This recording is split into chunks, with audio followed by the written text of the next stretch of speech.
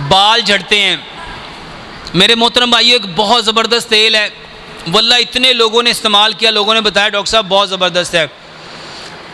एक प्याली सरसों का तेल, एक प्याली आंवले का तेल, इसमें 2 चम्मच ये जो देसी लहसुन होता है उसको रगड़ के 2 चम्मच लहसुन का पेस्ट, 2 चम्मच प्याज का पेस्ट, 2 चम्मच उसमें कलवंजी, 2 चम्मच मेथरे और 2 चम्मच मेहंदी के और 2 चम्मच उसमें लेमन का रस। इसको चूल्हे पे रख के इतना पकाओ, इतना पकाओ, इतना पकाओ कि सारी चीज़ें ब्राउन हो जाएं। इसको ठंडा करो और इसमें 1 प्याली जैतून का तेल मिला लो। इसको छान के ये तेल इस्तेमाल करो। जितने लोगों के बाल झड़ते हैं, बाल टूटते हैं, बाल मेरे मोहतरम भाइयों काला करना चाहते हैं, बेहतरीन इलाज है। आपकी खुश्की सिकरी का भी बेहतरीन इलाज है। इसमें काले मोतिये का ये जो भी आंखों का इलाज बताया वही है, पट्ठों का इलाज ये भी उसी में है।